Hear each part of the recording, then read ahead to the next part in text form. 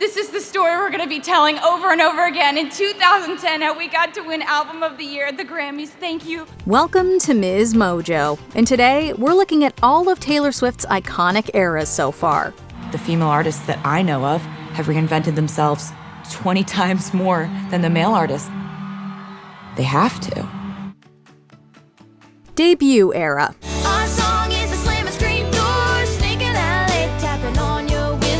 Though she may now be far from her cowboy boot days, Taylor Swift originally got her start in country music. After relocating from her hometown in Pennsylvania to Hendersonville, Tennessee, Swift began trying to enter the Nashville music scene. We visited Taylor a year ago at Hendersonville High when we thought her talent was special.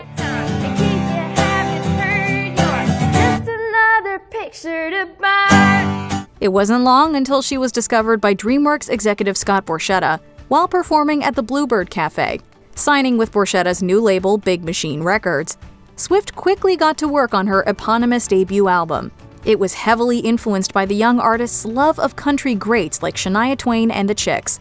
At only 16 years old, Swift was taking the world by storm, and the best was yet to come. Hey, I'm Taylor. I'm 11. I want a record deal. Call me.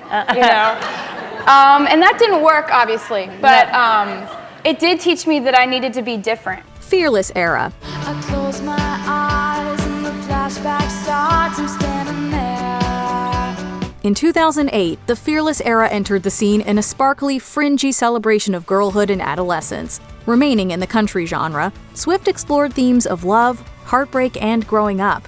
The hard work paid off, as Fearless earned Taylor Swift her first Album of the Year award at the 52nd Annual Grammys. But all that glitters is not gold. On September 13, 2009, Swift was awarded Best Female Video at the MTV VMAs. To everyone's surprise, rapper Kanye West interrupted her acceptance speech with one of the most infamous lines in award show history. Yo, Taylor, I'm really happy for you. I'm gonna let you finish. But Beyonce had one of the best videos of all time. The moment would go on to permanently mark Swift's career and inspire the iconic Saturday Night Live monologue song. But there's nothing more to say, 'cause everything's okay. I've got security lining the stage. Speak Now era. But someday I'll be singing this at the Grammys. Coming off the heels of Fearless, the songstress went straight back to work, this time to record Speak Now. The country pop album featured influences of pop rock, and tracks like Back to December and Dear John, which incited speculation about Swift's exes. Oh, and did we mention that she wrote it by herself, save for a bonus track that has since been retconned to another era? You wrote the entire thing by yourself. Yes. Every song. That's something that makes me really proud of this album, because, it took 2 years to make this album. The album took stylistic chances and worked with enhanced lyricism, producing multiple fan-favorite tracks, including the love letter that is Long Live. Tell 'em how the crowds went wild. Tell 'em how I hope they shine. From 2011 to 2012, Swift also embarked on a world tour where she began writing lyrics down her left arm, which became emblematic of the era. Early in the dress,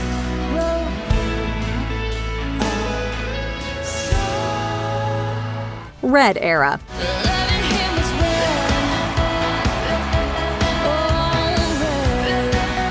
The Taylor Swift we know today loves a little experimentation, and we can thank Red for much of it.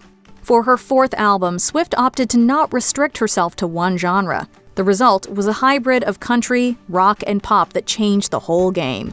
Inspired by Joni Mitchell's Blue, Red is distinctly more mature in both its sound and lyrics, often reflecting on a previous relationship with an older man. It produced multiple hits, including We Are Never Ever Getting Back Together and the meme-ified I Knew You Were Trouble, as well as fan favorite All Too Well.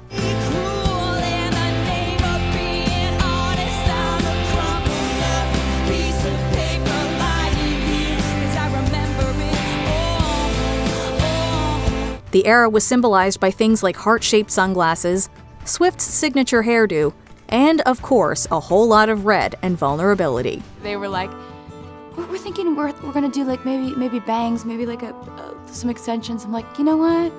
Just cut it. This is Vogue. Why not? So I have bangs now. 1989 era.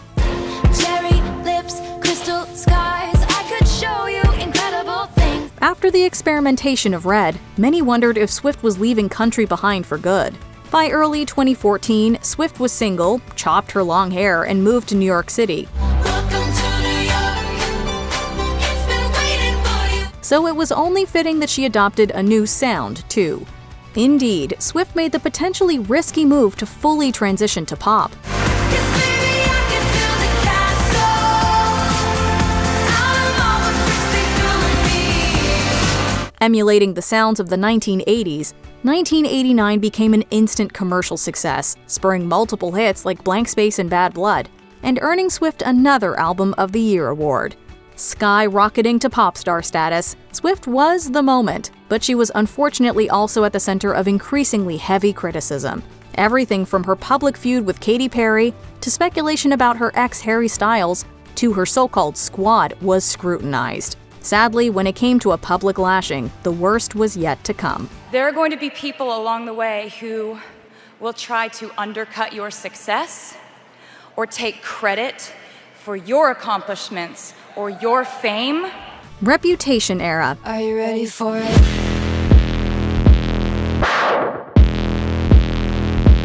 To say 2016 was not Swift's year is an understatement. After the release of Kanye West's song Famous and the edited phone call footage between West and Swift, a hate campaign was launched against the songstress. Led by Kim Kardashian, people left snake emojis on Swift's posts and tweeted disparaging things under cruel hashtags. In response, the star disappeared from the public eye for an entire year. On Monday, she made her return to social media, look at this, with this video. It's a silent 10-second video of a snake slithering its tail.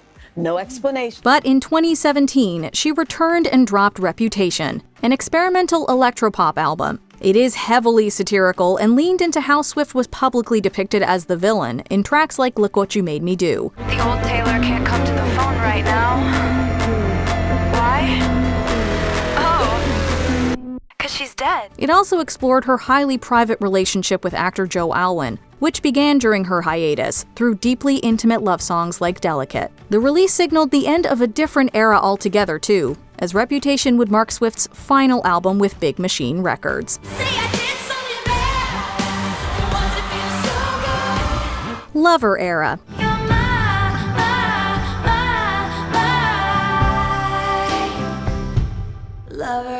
After Reputation, it was time for a rebirth. With her new label, Republic, Swift began teasing her upcoming album in March 2019 with an extensive marketing campaign. Mine, and I just wanted to let you know that when there's new music, you will be the first to know. I love you so much. It was clear that the Reputation era was over, with pastel colors, butterfly motifs, and of course, more than a few Easter eggs.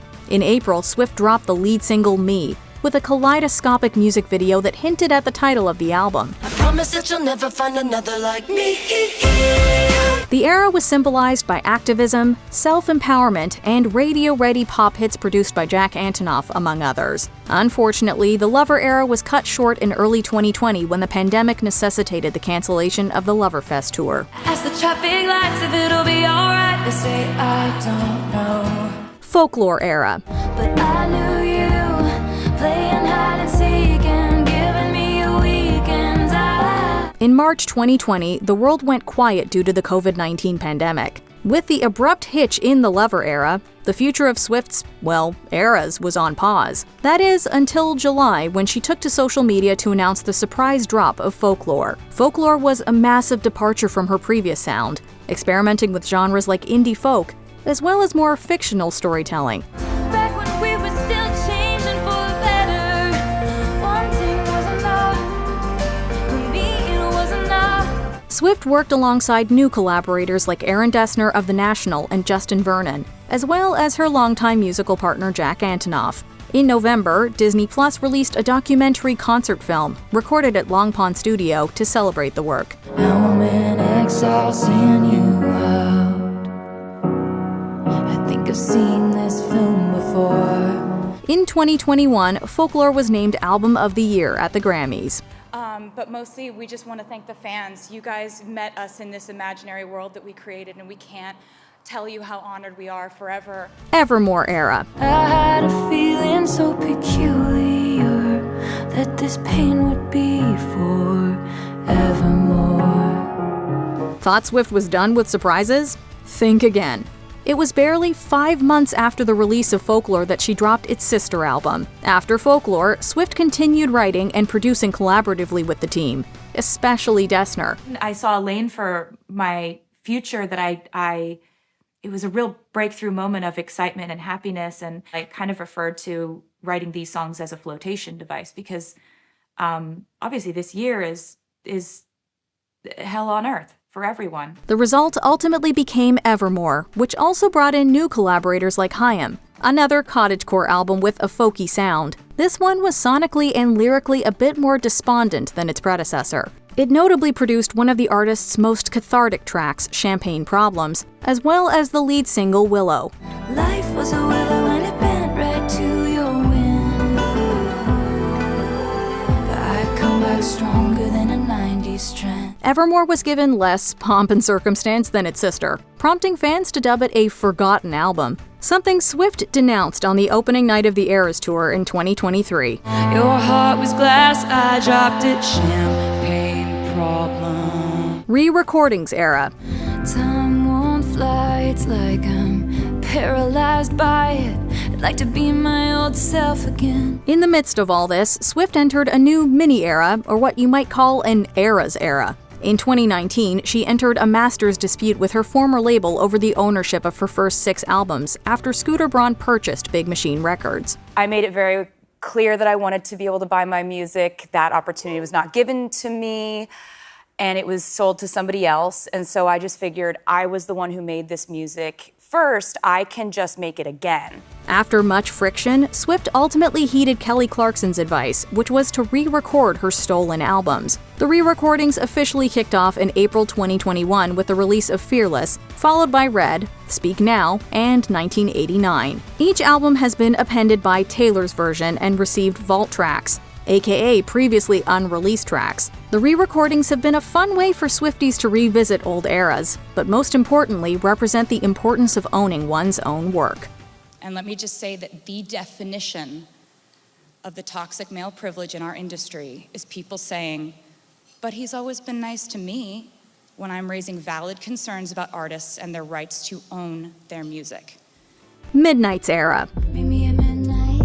Just when it seemed Swift couldn't do more, she proved her tireless work ethic and dedication to fans again by announcing her new album Midnights at the 2022 VMAs. Pitched as a concept album, it revisited 13 sleepless nights in the songstress's career. The pre-release marketing had a distinctly retro, sad girl vibe, where the album sound itself was dreamy synth-pop produced mainly by Jack Antonoff. The deluxe 3 AM edition, meanwhile, also notably featured collaborations with Aaron Dessner. I vow not to cry anymore if we survived the Great War.